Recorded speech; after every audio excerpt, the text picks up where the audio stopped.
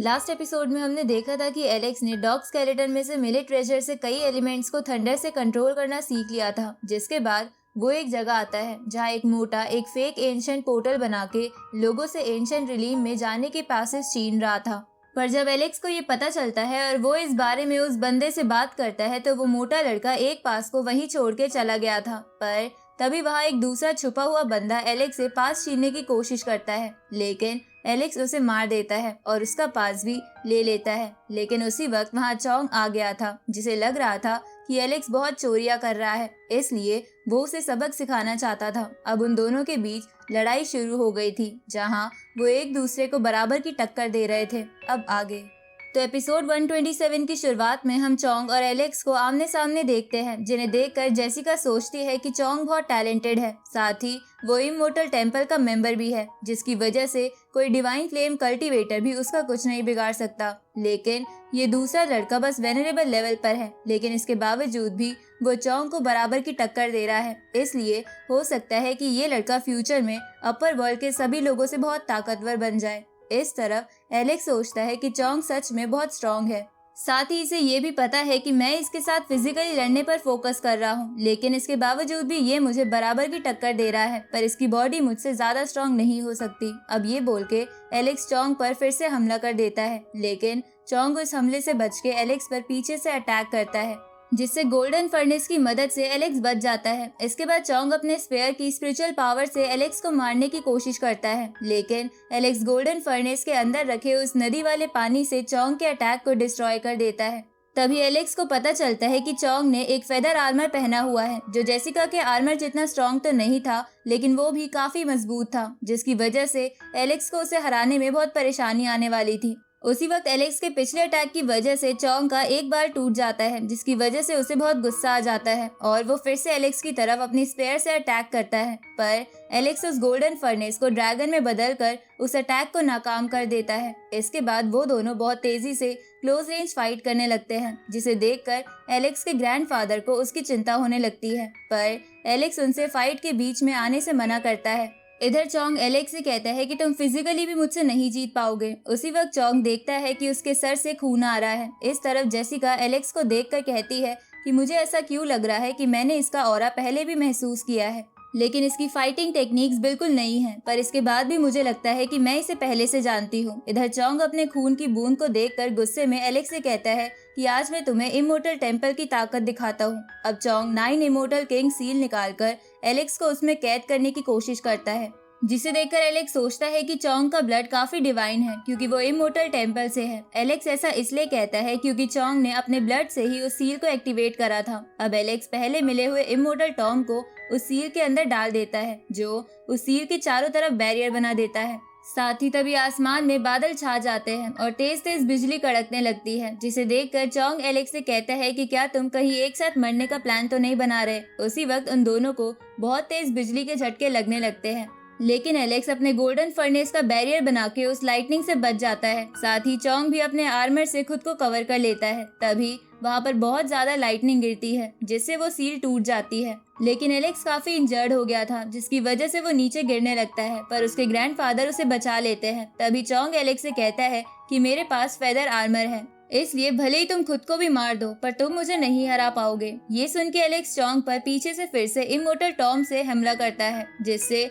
उसे बिजली के झटके लगते हैं और वो थोड़ा सा इंजर्ड हो जाता है, लेकिन इससे उसे कुछ खास फर्क नहीं पड़ता। तो ये देखकर एलेक्स मन में सोचता है कि मैंने इमोर्टल टॉम की पावर सही से इस्तेमाल नहीं करी, नहीं तो ये काफी इंजर्ड हो जाता। उसी वक्त चोंग एलेक्स से बोलता है कि आज तुम्हें कोई भी ट्रेजर बचा नहीं पाएगा। अब ये बोल के चोंग अपनी पावर इकट्ठा करने लगता है। तभी जेसिका चोंग के पास जाके उससे कहती है कि ये जगह बहुत खतरनाक है, क्योंकि हो सकता है तुम्हारी लड़ाई में कोई बीच वाला आकर फायदा उठा ले। ऊपर से मुझे ऐसा लग रहा है कि इस तरफ बहुत ही खतरनाक क्रिएचर बढ़ रहा है, जो हमारा दोस्त है या दुश्मन हमें नहीं पता, इसलिए हमें यहाँ से चलना चाहिए। ये सुन के चोंग एलेक्स से बोलता है कि मैं तुम्हें किसी और दिन मारूंगा। अब ये बोल के चोंग एक पोर्टल की मदद से वहाँ से चला जाता है, जहाँ उसे जाता देख एलेक्स अपने मन में बोलता है कि आज की फाइट से मुझे तुम्हारी ताकत का अंदाजा हो गया, इसलिए मैं तुम्हें अगली बार नहीं छोड़ूंगा।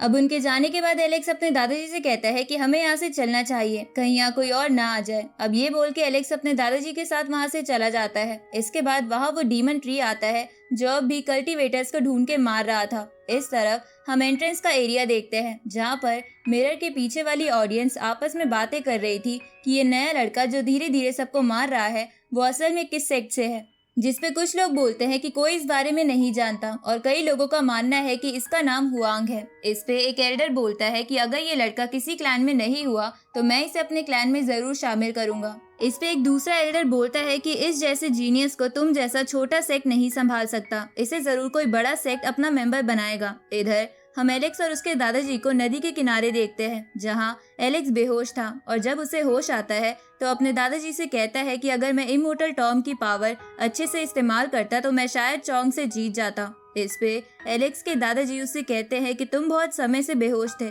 इसलिए फिलहाल इस बारे में मत सोचो। पर एलेक्स के माइंड से वो सब नहीं जा रहा था तो उसके दादाजी उससे कहते हैं कि तुम्हें जल्दबाजी करने की जरूरत नहीं है, तुम्हें बस खुद को अपग्रेड करना है और जैसे ही तुम अपना लेवल बढ़ा लोगे तो तुम उसे आसानी से हरा पाओगे।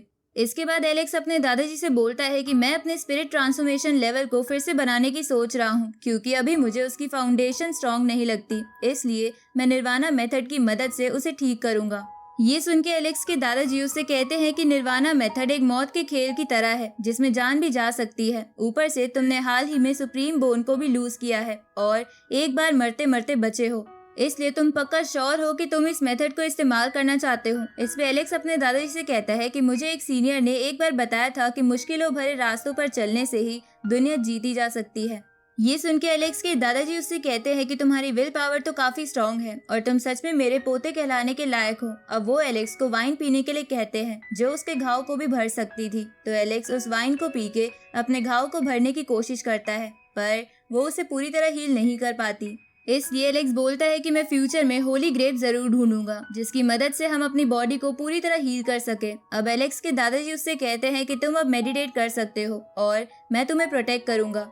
तो ये सुन के एलेक्स गोल्डन फर्नेस में जाके कल्टीवेट करने लगता है और उसके दादाजी भी बाहर अपनी बॉडी के कुछ घाव भर लेते हैं जिसकी वजह से उनके बाल सफेद हो जाते हैं। इधर एलेक्स का स्पिरिट ट्रांसफॉर्मेशन लेवल फिर से बन गया था जिसकी वजह से उसे पहले से बेहतर और स्ट्रांग महसूस हो रहा था, साथ ही उसकी आंखें भी अलग तरीके से वर्क कर रही थी। उसी वक्त एलेक्स फर्नेस के बाहर आ जाता है जिसके बाद उसके दादाजी उससे कहते हैं कि मुझे थोड़ी देर पहले जंगल में 10,000 साल पुरानी जिनशेंग मेडिसिन मिली थी जो तुम्हारे काम आ सकती है, इसलिए चलो उसे लेने चलते हैं। तो एलेक्स अपने दादाजी के साथ जंगल में आ जाता है लेकिन वो देखता है कि एक रैबिट उसकी जिनशेंग मेडिसिन खा गया। तो एलेक्स उस रैबिट को पकड़ के उससे कहता है कि एक 10,000 साल पुरानी जिनशेंग बहुत काम आ सकती थी और तुम उसे ऐसे ही खा गए। इस तरफ हम दो किलर्स को देखते हैं जो किसी को ढूंढ रहे थे। इधर एलेक्स को उस रैबिट का ऑरा बहुत ही खास लगता है, इसलिए वो उसके बारे में पता करने के लिए उससे कहता है कि लगता है आज मुझे खाने में रैबिट पकाकर खाना चाहिए क्योंकि वो खाने में बहुत टेस्टी होते हैं।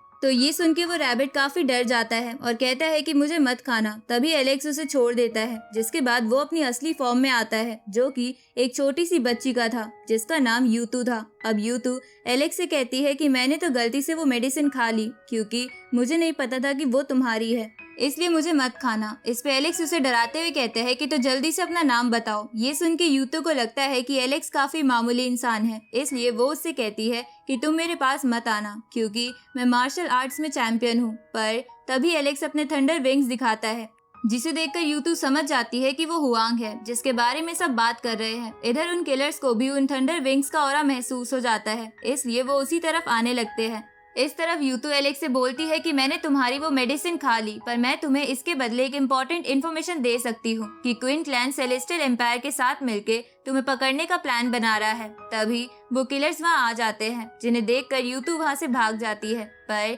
एलेक्स और उसके दादाजी बड़े आराम से उन किलर्स को नीचे गिरा देते हैं। साथ ही उन्हें पता चल जाता है कि यूतू सच बोल रही थी। उसी वक्त वो दोनों किलर्स उन पे फिर से हमला करने की कोशिश करते हैं लेकिन एलेक्स और उसके दादाजी उन्हें मार देते हैं। पर उनकी मिस्टीरियस बोन वापस से एंट्रेंस वाली जगह पर जाने लगती है जिसे देखकर एलेक्स को लगता है कि वो दोनों फिर से रिवाइव हो जाएंगे, इसलिए वो भी एंट्रेंस की ओर जाके उस पहले वाले सर्वेंट से मिले एरो और बो से उन किलर्स को दोबारा मार देता है जिसकी वजह से वो दोनों अब की बार असलियत में मर जाते हैं। इसके बाद एलेक्स वहाँ सभी देख रही ऑडियंस से कहता है कि ये जिसके भी किलर्स है, अगर वो दोबारा ऐसा करेगा तो उनका भी यही हाल होगा। तो ये सुन के मिरर के पीछे वाली ऑडियंस बोलती है कि ये जरूर वही पर्सन हुआंग है। तभी वहाँ वो क्वीन क्लैन का बंदा आ जाता है जिसने ही उन किलर्स को वहाँ भेजा था। तभी एक एल्डर उस बंदे से कहता है कि तुमने ऐसे किलर्स को भेजकर अच्छा नहीं करा, इसलिए तुम्हें इसकी पूरी एक्सप्लेनेशन देनी पड़ेगी। इस पे वो बंदा कहता है कि मैं आपको जरूर एक्सप्लेनेशन दूंगा। इसके बाद वो अपने मन में बोलता है कि जेस, अब मैं कुछ नहीं कर सकता, इसलिए तुम्हें इस हुआंग को संभालना होगा। अब उस बंदे के ऐसा बोलते ही ये एपिसोड यहीं खत्म होता है।